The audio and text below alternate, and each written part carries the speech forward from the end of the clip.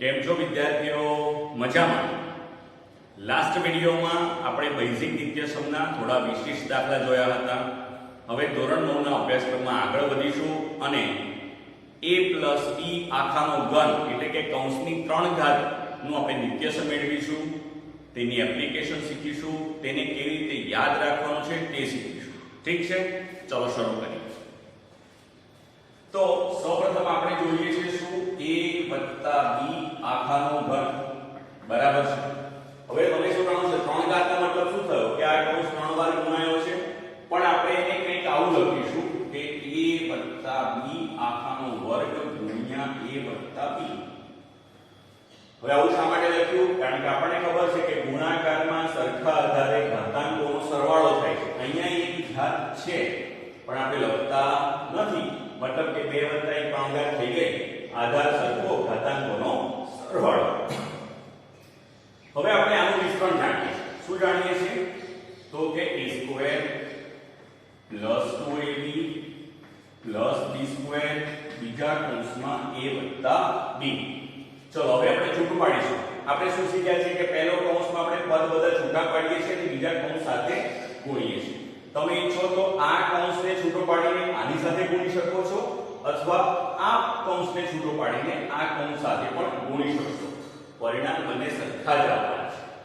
તો a² * a એટલે a ની 3 ઘાત વત્તા a² * b એટલે a² b વત્તા 2ab ગુણ્યા a એટલે કે 2a² b વત્તા 2ab ગુણ્યા b એટલે 2ab².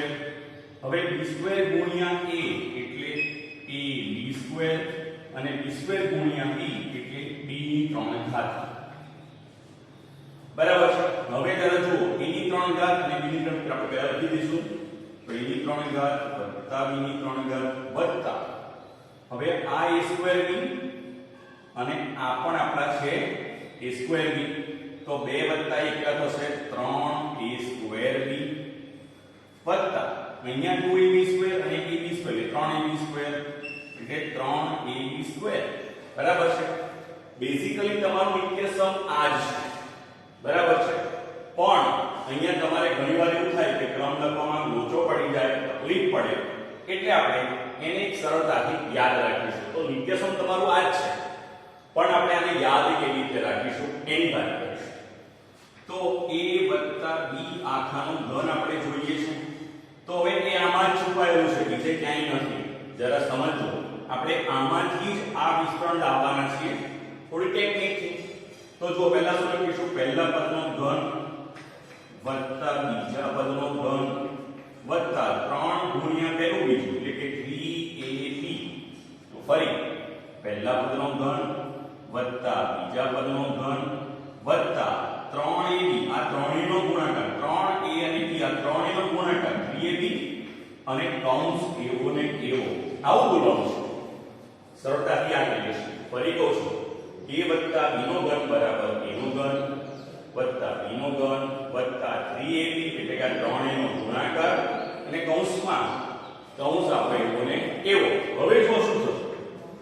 તો a નો ઘન વત્તા b નો ઘન વત્તા 3ab ગુણ્યા a એટલે કે 3a² વત્તા 3ab ગુણ્યા b એટલે 3ab². હવે જુઓ આ રીતનું વિસ્તરણ પાછું, એટલે કે આપણે આને આ રીતે યાદ રાખીશું તો આપણે સરળતાથી આપણે યાદ રાખી શકીશું. બરાબર છે. હવે આ જ રીતે માઈનસમાં શું થશે એની વાત કરીએ. તો હવે આપણે જોઈએ છે a - b આખાનો ઘન. તો હવે આપણે એને આ ટેકનિકથી યાદ રાખીશું. વિસ્તરણ તો કરી શકાય, પણ આપણે આ રીતે યાદ રાખવા માંગીએ છીએ. તો જો શું કરીશું? તો કે પહેલા પદનો ઘન ઓછા બીજા પદનો ઘન ઓછા આ ત્રણેયનો ગુણાકાર એટલે કે 3ab અને કૌંસ એવો ને એવો એટલે a - b.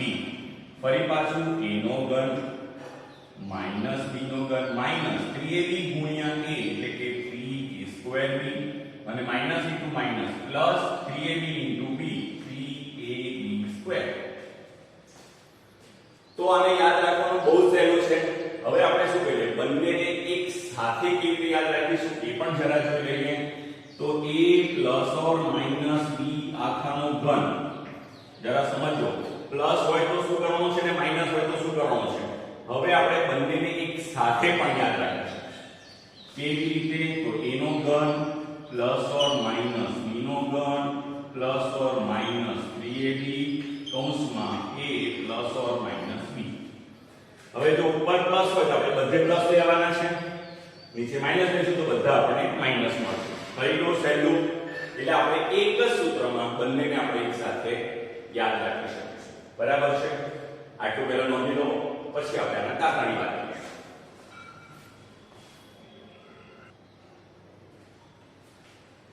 ચાલો ત્યારે હવે આપણે દાખલા લઈશું. મેં 4 રકમ લખી છે, આપણે એના વિશે દાખલા ગણીશું અને જરા સમજીશું કે કેવી રીતે સૂત્ર વાપરવાનું છે. પહેલી રકમ લખી લઈએ 2x 3y આખાનો ઘન. હવે જો આપણે આપણા સૂત્ર શીખ્યા કે આપણે સૂત્ર બોલતા જઈશું અને એ પ્રમાણે આપણે કૌંસ બનાવતા જઈશું, તેથી કરીને આપણને દાખલા સરળતાથી આવડી જશે. તો બોલવાનું શું છે કે પહેલા પદનો ઘન, અહીંયા વત્તા છે એટલે બધા પ્લસ આવવાના છે, વત્તા બીજા પદનો ઘન વત્તા 3 ગુણ્યા પહેલું પદ બીજું પદ અને કૌંસ એવો ને એવો. જો બોલતા ગયા, કૌંસ બનાવતા ગયા. હવે પહેલું પદ શું છે? 2x. બીજું પદ શું છે? 3y. અહીંયા પહેલું પદ અને બીજું પદ અને પછી આપણો મૂળ કૌંસ જે છે એવો ને એવો. ચલો શરૂ કરીએ. હવે 2 નો ઘન, 2 ની 3 ઘાત 8 મળશે, એટલે કે 8x ની 3 ઘાત વત્તા 3 નો ઘન 27 થશે, 27y નો ઘન વત્તા 2 તરી 6 અને 6 તરી 18, 18xy અને કૌંસમાં આવશે 2x 3y.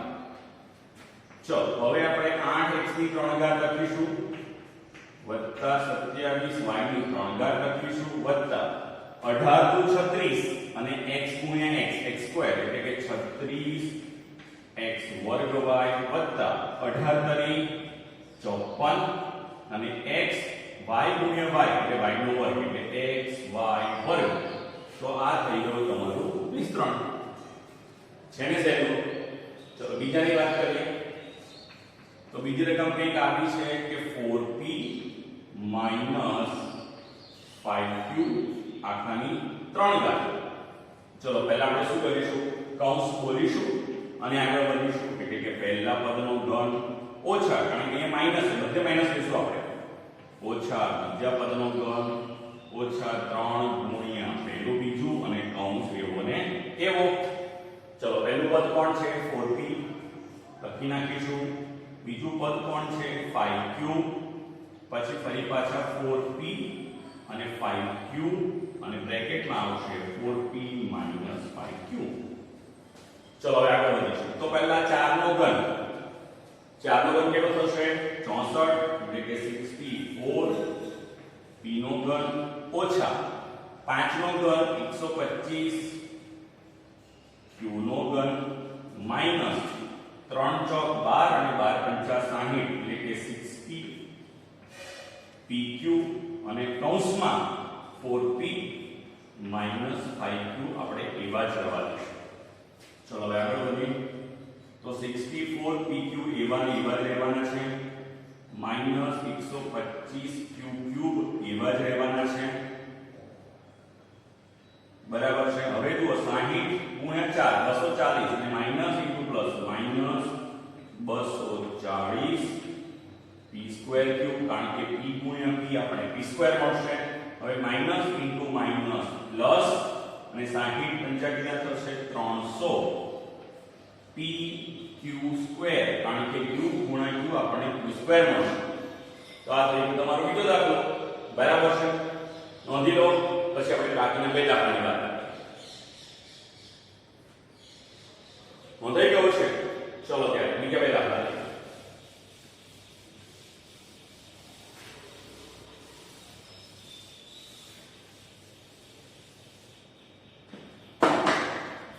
હવે જરા જો નેક્સ્ટ રકમ શું છે?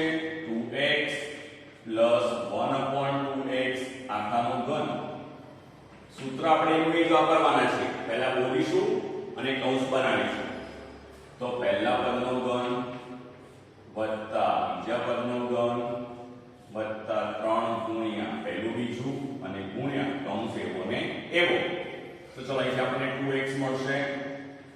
અહીંયાથી આપણને 1/2x મળશે, અહીંયાથી 2x અને 1/2x, અને અહીંયા આપણને કૌંસમાં 2x + 1/x એવા ને એવા જ મળશે. ચલો હવે આ વાત કરીએ તો 2 નો ઘન કેટલો થશે? 8 અને x નો ઘન x ઘન વત્તા 1 નો ઘન 1 થશે છેદમાં 2 નો ઘન 8 અને x નો ઘન x ઘન થશે. હવે અહીંયા જુઓ 2x, આ જે 2x છે એ અંશમાં છે ને છેદમાં છે, આપણે કટ કરી શકીશું એટલે આપણને મળશે વત્તા 3 કૌંસમાં 2x + 1/2x આપણે એવાને એવા લખવા દેશું.